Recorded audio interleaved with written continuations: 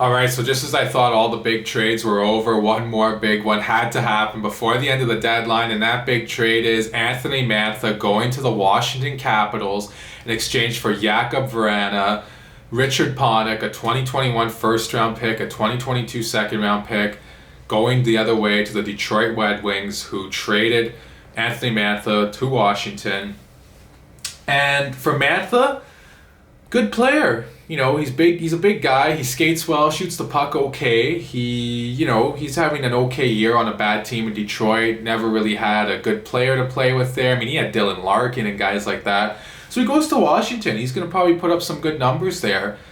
But my goodness, not at the price Washington paid for him. That's a hefty amount. Now, if Mantha turns into like a 30 to 40 goal scorer, he was a 30 goal scorer in the 18-19 season.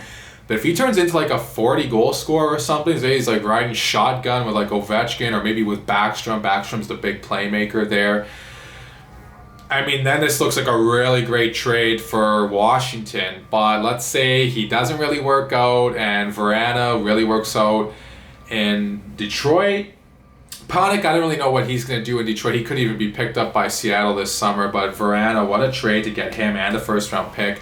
I think he's got lots of upside. Jakub Vrana does. If he really turns out in Detroit, Mantha doesn't, that's going to really be a big blight on GM Brian McClellan's trading record, and it's just not going to look good for him. And I think a lot of Washington fans are upset with this one right now, and I think they should be as of right now too. And Detroit, they make a trade that it's not a guy coming back that's going to be there for them in the future. It's a guy that's going to be there right now in the present. And Vrana can really help this team going forward the rest of this season. For a team that you would think would have their mindset on the draft and tanking and all that type of bottom feeder talk, well, no, they bring in a couple guys who can help them right away. Panik's a good depth guy. I don't know if he's going to be there after this summer because of the expansion draft, like I said. He makes $2.4 million for the next 1 year. Vrana, he's going to come in and be a really good player going forward, a good young player. Still in that sweet spot to be on a rebuilding team at 25 years old. Mantha's 26 years old, going the other way to Washington. And he's going to help their contention too for a Stanley Cup. Don't get me wrong. I'm not crapping on Anthony Mantha here. He's a great player. But man, that's that price though that he came in at for Washington, that's a little steep for Brian McClellan to pay. And Stevie Yzerman, he looks like a freaking genius today right now. As of right now anyways. I mean, a few years down the road, who knows, this could really blow up in Detroit's face even. But as of right now, I'm going to have to declare the Red Wings the winner. I think they get more assets. That first round pick, who knows who that turns out to be. And I think the big one is Vrana. I think still has a lot of unfinished business.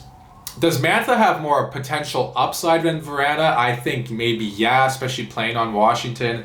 But who knows, if Detroit keeps continuing to add good players throughout their rebuild, Vrana could be insulated quite nicely and he could really thrive in his situation in Detroit as well. And let's remember the Red Wings had an absolutely brutal season last year in Steve Yzerman's first year as the GM. Now they're looking like they're on the up and up, and even though they're definitely not even close to a playoff spot this year, I think they're a team that you're going to have to look out for in the future. I could see the Red Wings being competitive as soon as next year, not necessarily making the playoffs, but being in the conversation for making it. And I really like what Steve Yzerman's done with this rebuild. Speeding it up the right way. There's a right way and a wrong way of speeding up a rebuild, and the wrong way would be, signing big free agents to long-term deals. The right way is maybe you bring in a guy like a Vrana, who, he's a good young enough age to be a part of your rebuild. He doesn't come in at too costly of a price. And, he's a guy that's still young and has a lot of great potential for himself going forward, rather than bringing in some, 30-plus-year-old veteran free agent who might be good for the next 3 years or whatever. And then he just has an albatross of a contract carrying on for many more years after that.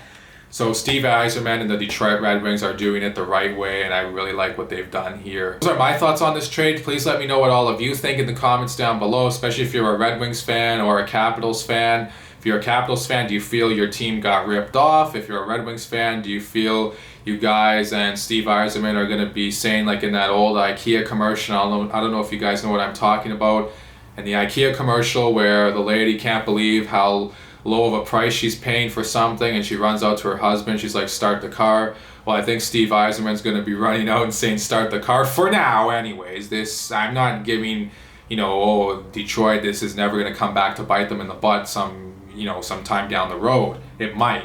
But those are my thoughts on this trade. Like I said, please let me know all that and more in the comments down below. Like and subscribe and share this video as well. Thank you all so much for watching. And I think that's it for the trade deadline here as far as big major trades are concerned. This is probably the biggest one of the day.